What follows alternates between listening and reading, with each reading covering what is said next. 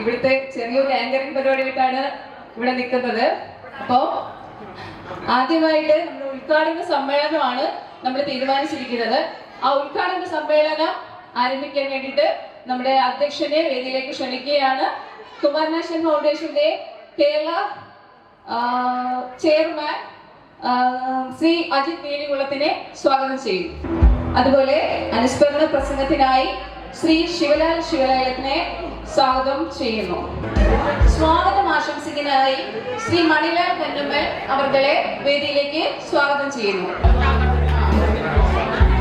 അതുപോലെ നമ്മുടെ ഈ പരിപാടി ഉദ്ഘാടനം ചെയ്യാനായി എത്തിയിരിക്കുന്നത് കേരള ഊർമിതിയുടെ unit chief and resident editor Shri Radhakrishnan അവർകളെ വേദിയിലേക്ക് സ്വാഗതം ചെയ്യുന്നു. അതുപോലെ ഈ പരിപാടിക്ക് നന്ദി ആശംസിക്കാനായി ശ്രീ ബേബിസൺ സോപാനത്തിനെ വേദിയിലേക്ക് സ്വാഗതം ചെയ്യുന്നു. ഈശ്വര പ്രാർത്ഥന ആരംഭിക്കാനായി കുമാരി അമിത്ഷാ അജിത്തിനെ വേദിയിലേക്ക് സഹൃദയം സ്വാഗതം ചെയ്യുന്നു.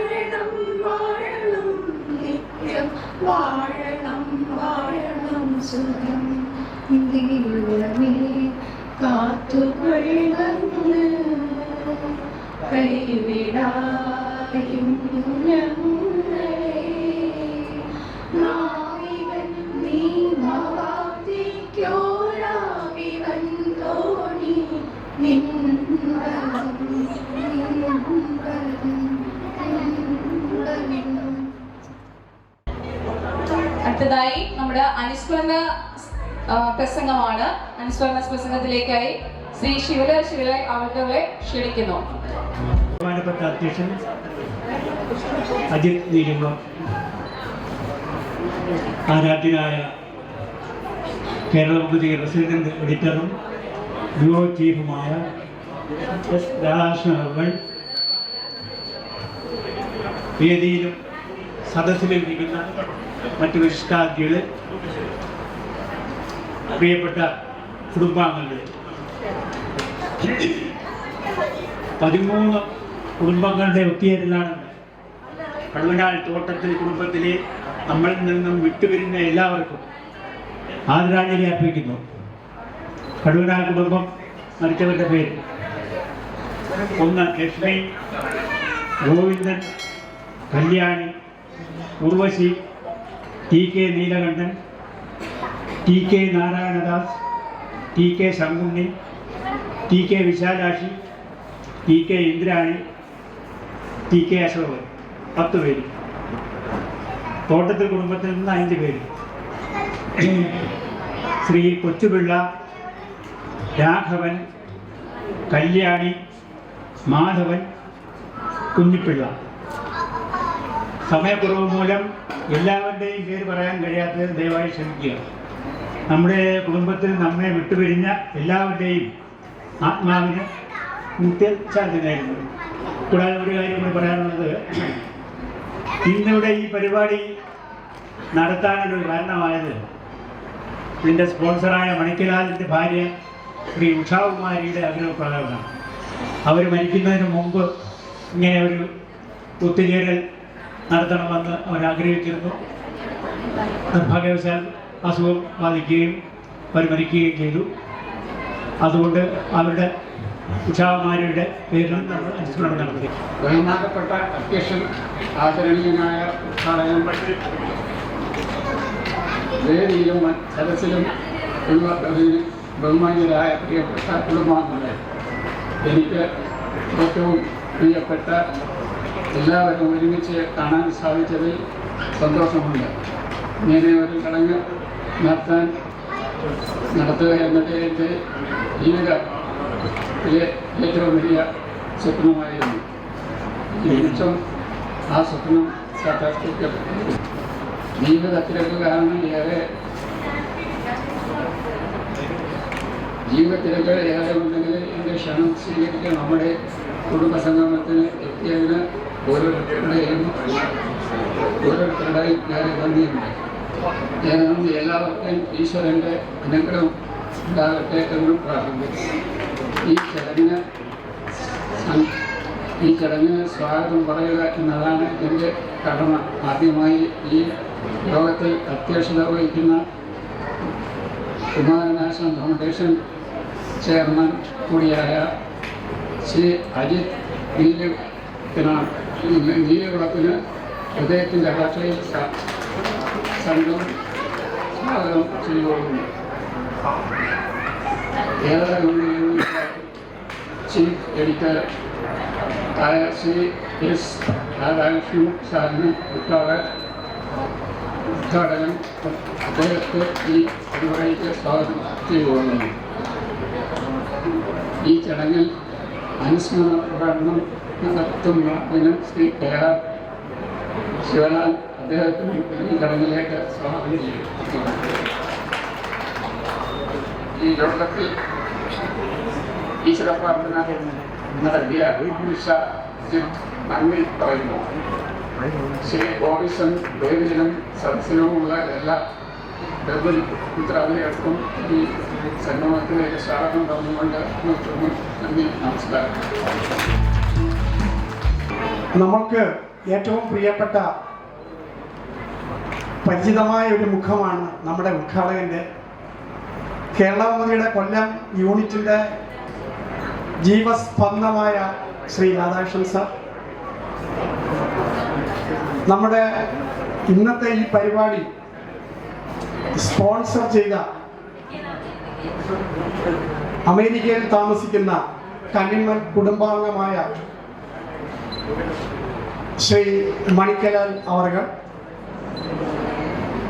അനുസ്മരണ പ്രഭാഷണം നടത്തിയ അനുസ്മരിച്ച പരേതാത്മാക്കളെ ഒരു നിമിഷം ഹൃദയത്തിൽ ചേർത്ത് വെച്ച ശ്രീ കന്നിമൽ ശിവലാൽ സ്വാഗതം.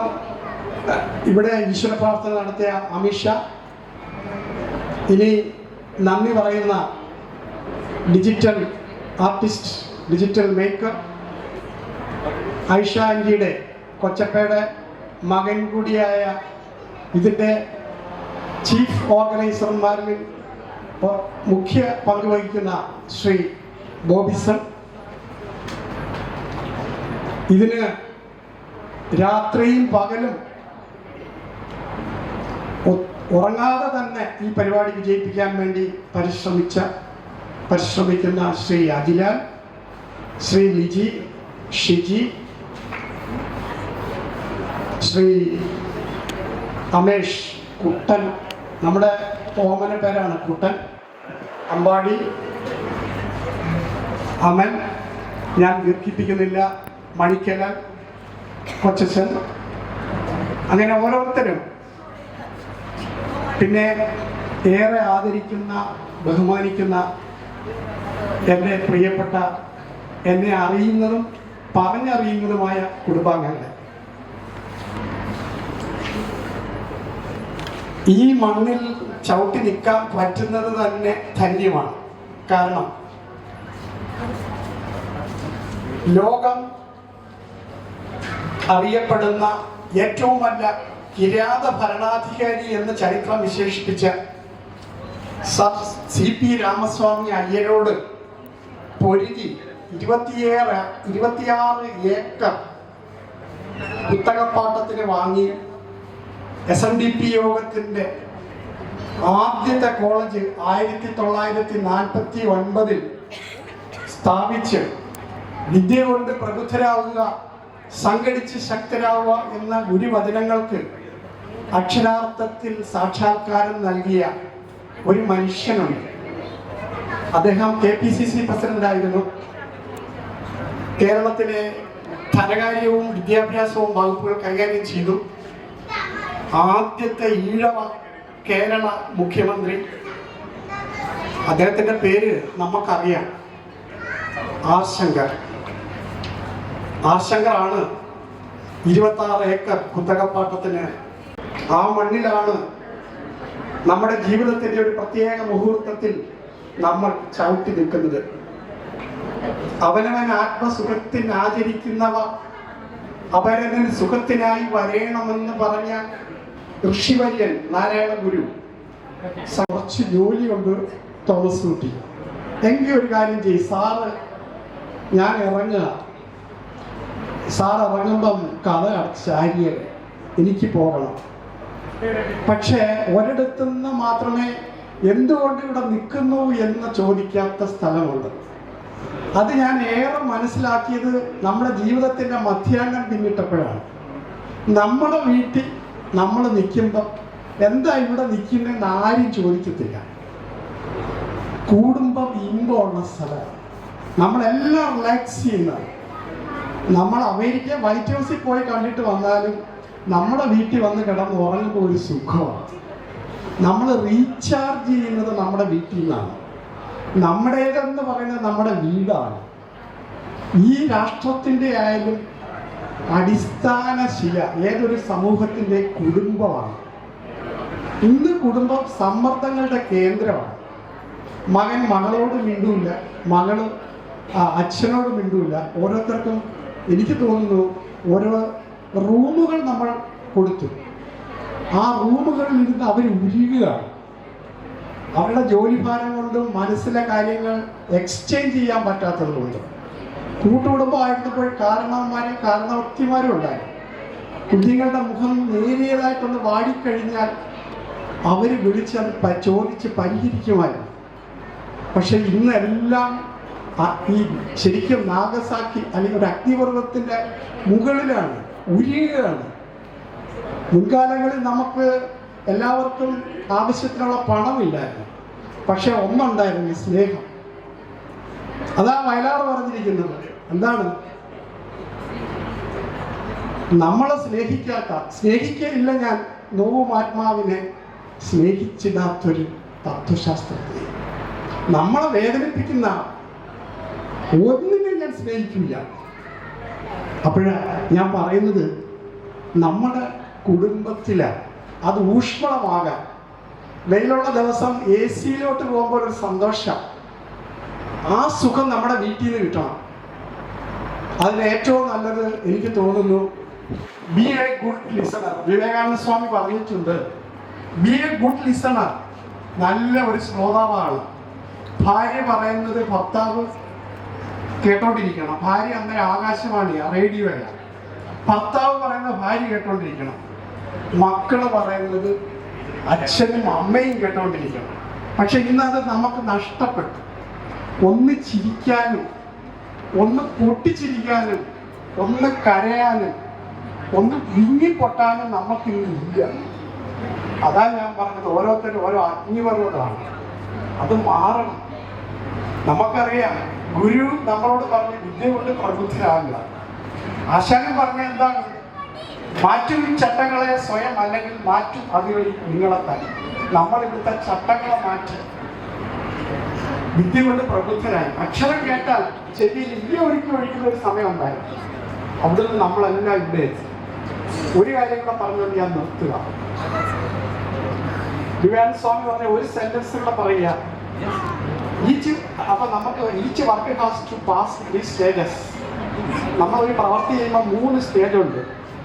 ഫസ്റ്റ് നമ്മൾ എന്ത് ചെയ്യും? റെഡിക്യൂൾ ചെയ്യും, പരിഹസിക്കും. ഇയാളിപ്പോൾ ഇത് ചെയ്യുന്നു, അഖിലാലി ഇത് ചെയ്യുന്നത്, ലാലി ഇത് ചെയ്യുന്നോ, അമ്മുക്കുട്ടി ഇത് ചെയ്യുന്നോ, പരിഹസിക്കും. അത് കഴിയുമ്പോൾ സമൂഹം ഒപ്പോസ് ചെയ്ത് നീ ചെയ്താൽ ശരിയാവില്ല. ഏറ്റവും അവസാനം നമ്മളത് ചെയ്ത് കഴിയുമ്പം ലിജി ടീച്ചറാണ്, അത് ചെയ്ത് കഴിയുമ്പോൾ എന്താണ്, അക്സെപ്റ്റ് ചെയ്യും, അംഗീകരിക്കും. എനിക്കറിയാം നിങ്ങളത് വിജയിക്കുമെന്ന്. നമ്മളിത് സംഘടിപ്പിച്ചതിൽ കുറെ പാളിച്ച ഇല്ലാതൊക്കെ ഉണ്ട്, നിഷേധിക്കുന്നില്ല. കേരളകൗമുദിയിൽ 1/2 പേജ് പരസ്യം നമ്മൾ കരുതിയത് നമ്മുടെ മുണ്ടക്കലെ ശ്രീ അജിത് അശോകന്റെ സഹായത്തോടുകൂടി അത് നമുക്കൊരു ഫുൾ പേജ് ആക്കാൻ പറ്റി. ആദ്യം നമ്മുടെ മനസ്സിൽ ശൂന്യതയായിരുന്നു. അങ്ങനെ നമ്മൾ കേരളകൗമുദിയുടെ 28 എന്നൊരു ദിവസം ഉണ്ടെങ്കിൽ, 28, 6, 25 ദിവസം ഉണ്ടെങ്കിൽ ചരിത്രത്തിന്റെ ഭാഗമായി നമ്മൾ മാറി. നമ്മുടെ 13 കുടുംബത്തിലെ 265 അംഗങ്ങളാണ് ചരിത്ര സംഭവമായി മാറി. ഞാൻ വീണ്ടും പറയുക, വീട്ടിൽ ചെന്നാൽ നമുക്കൊരു ഊഷ്മളത വേണം. വളരെ 2 കാര്യം മതി. ഒരു നല്ല ശ്രോതാവാകുക, പിന്നെ കാണുമ്പോഴൊന്ന് ചിരിക്കണം. സൈഡ് കൊണ്ട് നമുക്ക് ഇഷ്ടമല്ലാതെ ചിരിക്കുന്ന സൈഡ് കോണിച്ച ചിരിയല്ല നമുക്ക് ഇന്ന് മുതൽ വേണ്ടത്. ഹൃദയം തുറന്ന ചിരി. 5 പൈസ ആർക്ക് കൊടുക്കണ്ട, ഒന്ന് ചിരിക്കുക. ഒരാളൊരു നല്ല കാര്യം ചെയ്യുമ്പോൾ അത് അപ്രീഷിയേറ്റ് ചെയ്യുക. ആര് ചെയ്താലും നമ്മൾ അപ്രീഷിയേറ്റ് ചെയ്യുക. അതാ ഗുരു പറഞ്ഞത്, നല്ലതല്ല ഒരുവൻ ചെയ്ത നല്ല കാര്യങ്ങൾ മറപ്പത്. ആ ഗുരുവിൻ്റെ പരമപവിത്രമായ ഈ മണ്ണിൽ നിന്നുകൊണ്ട് സംസാരിക്കാൻ കഴിഞ്ഞത്, കൂടാൻ കഴിഞ്ഞത് നമ്മുടെ ഒരു നിയോഗമാണ്. എന്നെ ശ്രമിച്ച നിങ്ങൾക്ക് ഒത്തിരി നന്ദി. പിന്നെ ഒന്നുകൂടെ എനിക്ക് പറയാനുണ്ട്, നമ്മളോട് വളരെ ഹൃദയപൂർവമായ പെരുമാറ്റമാണ് കേരളകൗമുദി സ്വീകരിച്ചത്. നമ്മുടെ പരസ്യത്തിന് അനുകൂലമായ ഒരു നിലപാടാണ് സ്വീകരിച്ചത്. അതിന് എത്ര നന്ദി പറഞ്ഞാലും അധികമല്ല. കേരളകൗമുദിയുടെ ജീവാത്മാവായ രാധാകൃഷ്ണ സാറിന് ഒരു കയ്യടി കൊടുക്കുക. ഇന്ന് മുതൽ ഈ നിമിഷം മുതൽ നമ്മൾ അടിച്ച് പൊളിച്ച് കഴിയുക. നന്ദി, നമസ്കാരം. അടുത്തതായി ഉദ്ഘാടനം നിർവഹിക്കാനായി കേരളകൗമുദി കൊല്ലം യൂണിറ്റിന്റെ unit chief editor and assistant എഡിറ്ററെ ശ്രീ എസ് രാധാകൃഷ്ണ സാറിനെ ക്ഷണിച്ചുകൊള്ളുന്നു.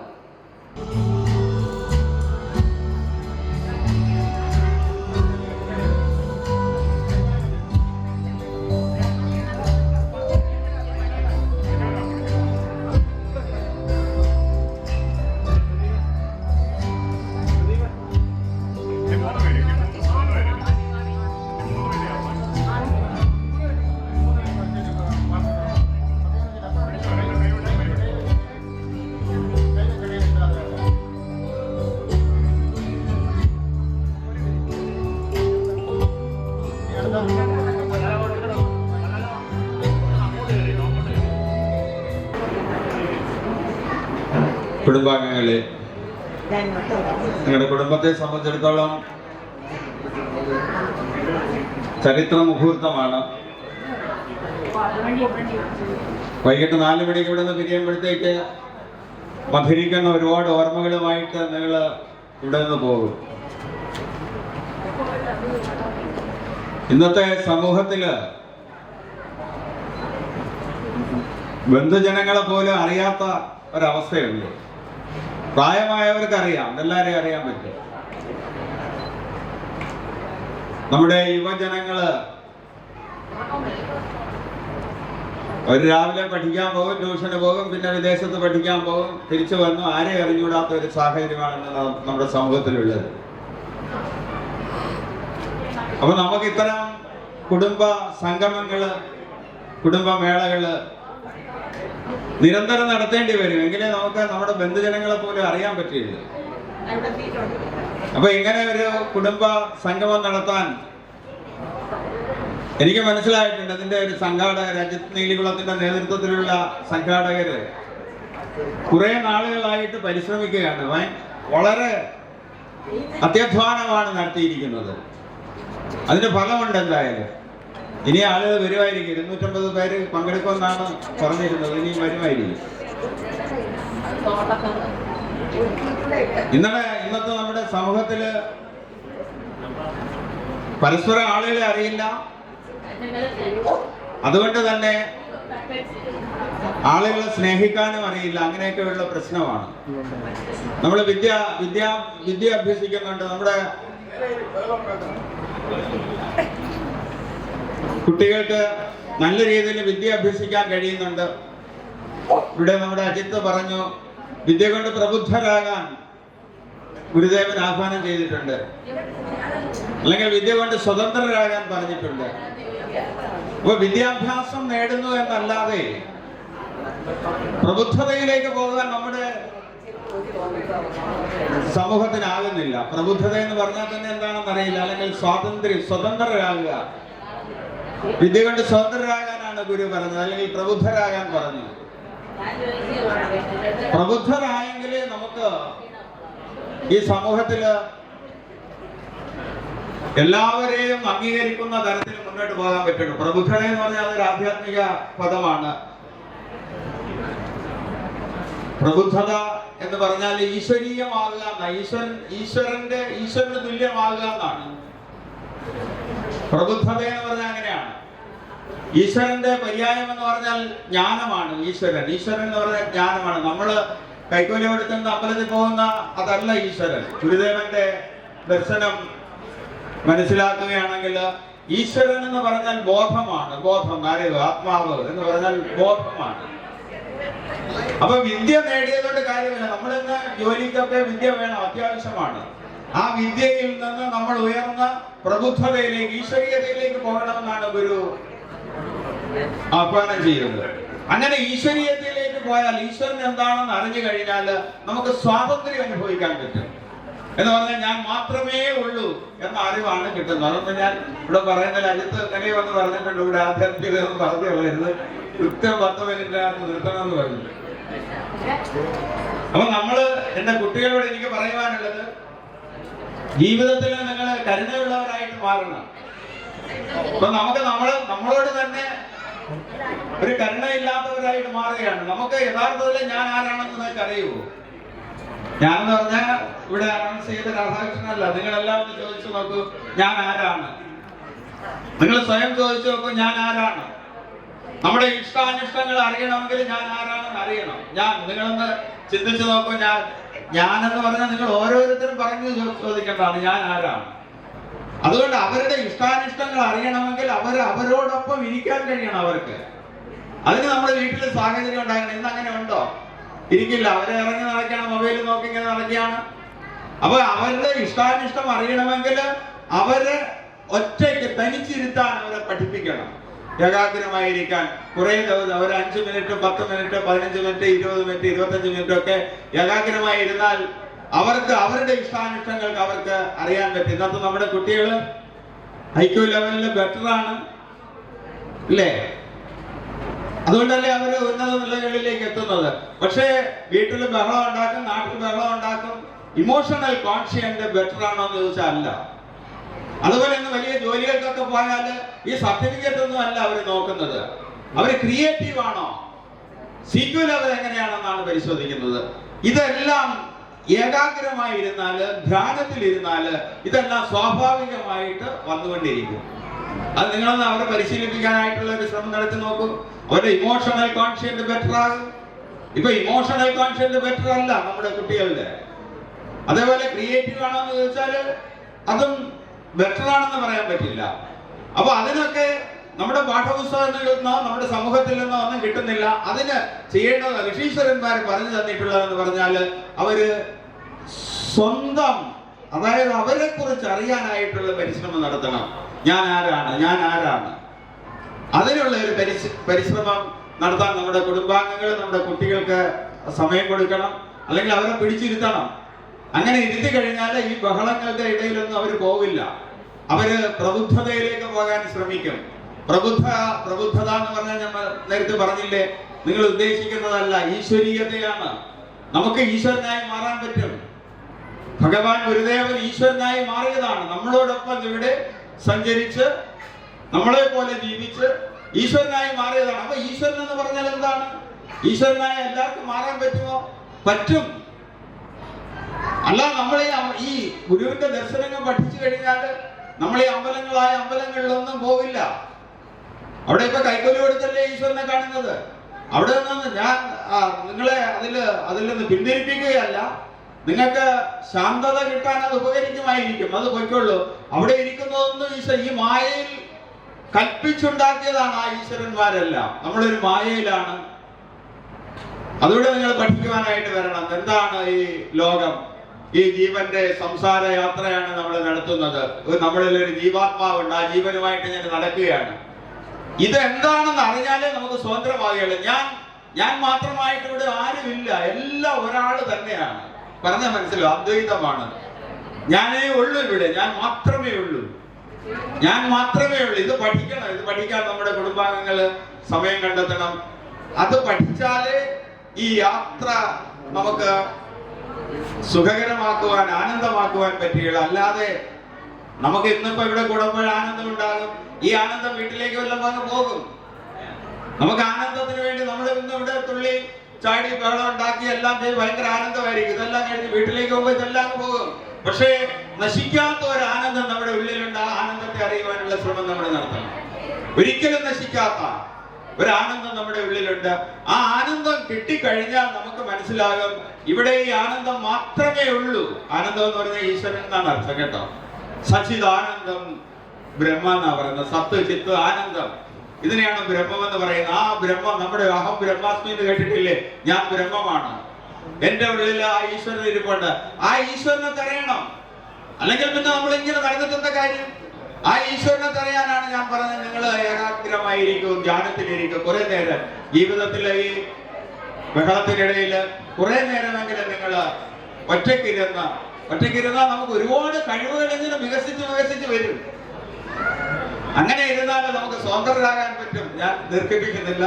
അജിത്ത് ഭയങ്കര കുറെ നാളുകൊണ്ട് പറയുന്നുണ്ട്, സാറ് 10 മിനിറ്റ് കൂടുതൽ സംസാരിക്കരുത്. എന്തായാലും നിങ്ങൾ കരുണയുള്ളവരായിട്ട് മാറണം. എൻ്റെ കുട്ടികള് അനുകമ്പയുള്ളവരായിട്ട് മാറണം. അനുകമ്പ എന്ന് പറഞ്ഞാൽ നിങ്ങൾക്ക് അറിയാം, ഗുരുദേവൻ പറഞ്ഞിട്ടുണ്ട്, ഒരു പീഡ എറുമ്പിനും വരുത്തരുതെന്നുള്ളൊരനുകമ്പ സദാ നൽകുകൊള്ളിൽ കരുണാകര നിൻ തിരുമൈ വിട്ടകലാത ചിന്തയും. ഇതുമായിട്ട് നടക്കണം നിങ്ങൾ. ഗുരുദേവൻ പ്രാർത്ഥിച്ചതാണ്. ഒരു പീഡ, ഒരു ദ്രോഹം, ഒരു വേദന ഒരു എറുമ്പിന് പോലും വരുത്താതെ നമുക്ക് ജീവിക്കാൻ കഴിയണം. അതേപോലെ ആ ഈശ്വരന്റെ തിരുസ്വരൂപം എപ്പോഴും ഹൃദയത്തിൽ സൂക്ഷിച്ചുകൊണ്ട് നടക്കണം. അതിന് അനുഗ്രഹം തരണേ ഭഗവാനെ എന്ന് ഗുരു പ്രാർത്ഥിക്കുകയാണ്. ഒരു പീഡ എറുമ്പിനും വരുത്തരുതെന്നുള്ളൊരനുകമ്പ സദാ നൽകുകൊള്ളിൽ കരുണാകര നിൻ തിരുമൈ വിട്ടകലാത ചിന്തയും. അതുമായിട്ട് നടക്കും നിങ്ങൾ. അതായത് ഒരു പീഡ, ഒരു എറുമ്പിന് പോലും വേദന വരുത്തരുത്. ഗുരു പറയുന്നതാണ്. ഗുരു അതിനും ഈശ്വരന്റെ സഹായം ഉണ്ടെങ്കിലേ അത് നടക്കുകയുള്ളൂ. ഒരു പീഡ എറുമ്പിന് പോലും വരുത്, ഒരു വേദന എറുമ്പിന് പോലും വരുത്തരുത്. അത് വേണമെങ്കിൽ സദാ എപ്പോഴും ആ ഈശ്വരന്റെ ഓർമ്മ സദാ നമ്മുടെ ഉള്ളിൽ നിലനിർത്തുകയും വേണം. ഈ യാത്രയിൽ എന്തെല്ലാമാണ് നമ്മൾ കാട്ടിക്കൂട്ടുന്നത്, അതിന്റെയൊക്കെ ഇടയിൽ ഞാൻ ഈശ്വരനാണെന്നോ അല്ലെങ്കിൽ ഈ പ്രപഞ്ചത്തെ നിയന്ത്രിക്കുന്ന ഒരു ശക്തി ഉണ്ടെന്നോ ഓർത്ത് അതെപ്പോഴും നമ്മുടെ മനസ്സിൽ കാണണം എന്ന് മാത്രം അഭ്യർത്ഥിച്ചുകൊണ്ട് നിർത്തുന്നു. നന്ദി, നമസ്കാരം. അപ്പോൾ നമ്മളെപ്പോഴും ബഹുമാനിക്കുന്ന, ആദരിക്കുന്ന ആ വ്യക്തി, അത് നമ്മുടെ നീണ്ട രേഖയാണ്. അമ്മുക്കുട്ടി അവർ വേദിയിലേക്ക് വരണം.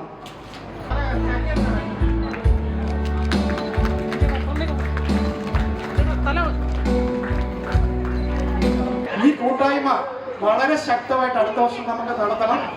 പലരും സ്പോൺസേഴ്സ് വന്നിട്ടുണ്ട്. ആദ്യം വരുന്നവർക്കാണ് അവസരം.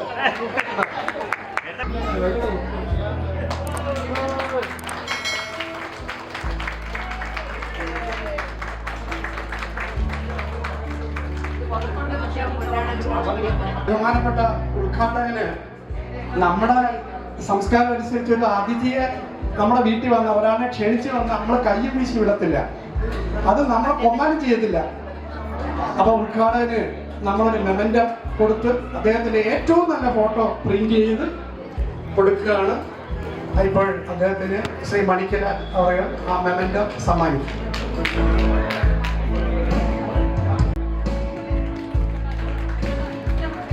അത് മാറ്റണം. ആ ഫോട്ടോ ഒക്കെ നോക്കുന്നു.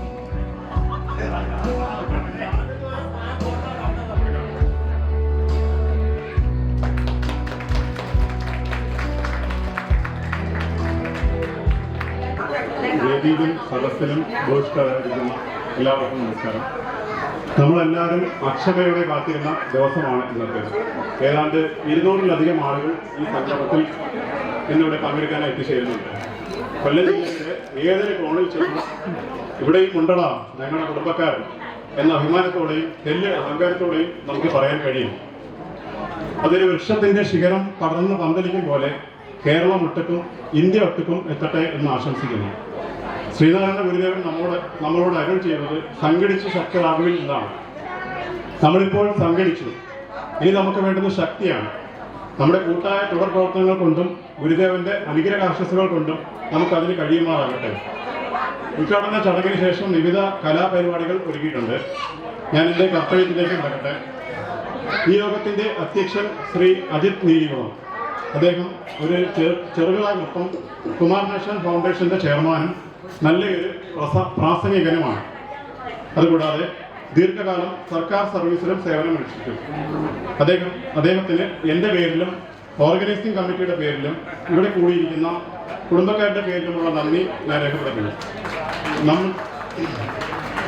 നമ്മുടെ ക്ഷണം സ്വീകരിച്ച് ഉദ്ഘാടകനായി എത്തിച്ചേർന്നത് കേരള കമ്മിറ്റി Kollam unit chief and resident എഡിറ്ററായ ശ്രീ എസ് രാധാകൃഷ്ണൻ സാറാണ്.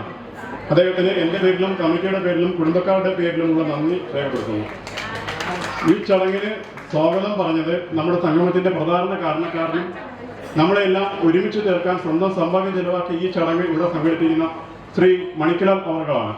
കൂടാതെ നമുക്കെല്ലാവർക്കും അറിയാവുന്നതുപോലെ നമ്മുടെ ഒരു ബർത്ത്ഡേ ഫംഗ്ഷൻ ആണെങ്കിലും ഒരു ആനിവേഴ്സറി ആണെങ്കിലും നമ്മളെല്ലാവരും മിക്കവാറുള്ളവർക്കെല്ലാം വിളിച്ച് സമയങ്ങളിൽ വിഷ് ചെയ്യുന്നത് നമുക്ക് അനുഭവിച്ചിട്ടുണ്ടാവും. എല്ലാവരും ഇരിക്കുന്ന എല്ലാവരും അത് നമ്മളെല്ലാവരും ഒരു കുടുംബമായിട്ട് അദ്ദേഹം കാണുന്നതിൻ്റെ ഒരു സൂചനയാണത്. അദ്ദേഹത്തിനും എൻ്റെ പേരിലും കമ്മിറ്റിയുടെ പേരിലും കുടുംബക്കാരുടെ പേരിലുമുള്ള നന്ദി രേഖപ്പെടുത്തുന്നു. ഈ ചടങ്ങിൽ അനുഗ്രഹ പ്രഭാഷണം നടത്തിയ ശ്രീ ശിവലാലാണ്. അനുസ്മരണ പ്രഭാഷണം നടത്തിയത് ശ്രീ ശിവലാലാണ്. വിട്ടുപിരിഞ്ഞ നമ്മുടെ പൂർവികരെ എല്ലാം ഈ ചടങ്ങിന്റെ ഭാഗമാക്കാൻ നമുക്ക് അതിലൂടെ കഴിയും. ശ്രീ ശിവലാലിന് എൻ്റെ പേരിലും കമ്മിറ്റിയുടെ പേരിലും കുടുംബക്കാരുടെ പേരിലുമുള്ള നന്ദി രേഖപ്പെടുത്തുന്നു. സർവോപരി തിരക്ക് പിടിച്ച ജീവിത സാഹചര്യങ്ങൾക്കിടയിൽ നിന്നും ഈ ചടങ്ങിന്റെ ഭാഗമാകുവാൻ വന്നു ചേർന്ന എല്ലാ കുടുംബങ്ങൾക്കും നന്ദി രേഖപ്പെടുത്തുന്നു. നന്ദി, നമസ്കാരം. പക്ഷെ ഇത്രയും പേരെ നമുക്ക് സംഘടിപ്പിക്കാൻ പറ്റിയത് മനസ്സ് നിറഞ്ഞ നമ്മൾ എത്തിയുണ്ട്. അതിനുള്ള നന്ദി എത്ര പറഞ്ഞാലും നമുക്ക് അധികമല്ല. നമുക്കിതൊരു ഊർജമാണ്. ഗുരു പറഞ്ഞ പോലെ നാം ശരീരമല്ല അറിവുകളാകുന്നു. നമ്മൾ ഇന്നലെ ഉണ്ടായിരുന്നു, ഇനി നാളെയും ഉണ്ടാകും. നാം സദാ പ്രകാശിച്ചുകൊണ്ടിരിക്കും. ഇതിനെ ധൈര്യമാക്കാൻ വേണ്ടി നമുക്കൊരു മനോഹരമായ ഒരു ലോഗോ ഡിസൈൻ ചെയ്ത ഒരു വ്യക്തിയുണ്ട്. നമ്മുടെ നന്ദി പറഞ്ഞ ശ്രീ ബോബിസൺ ഡിജിറ്റൽ ക്രിയേറ്ററാണ്. വാവാപ്പയുടെ മൂത്ത മകനാണ്. ആ കുടുംബത്തിൻ്റെ കൊച്ചു കാരണവരാണ്. ആ ഡിജിറ്റൽ ഡിസൈനർക്ക് അറിഞ്ഞ് ഈ നോട്ടീസൊക്കെ ലേഔട്ട് ചെയ്തതും പ്രിന്റ് ചെയ്തതും അദ്ദേഹമാണ്. ആ ലോഗോ ഡിസൈൻ ചെയ്ത ശ്രീ ബോബിസണ് നമ്മുടെ ഉദ്ഘാടകൻ ഒരു ഷേക്ക് ഹാൻഡ് കൊടുത്ത് ആദരിക്കുന്നു. ശ്രീ ബോബിസൺ വേദിയിലേക്ക് വരേണ്ടതാണ്.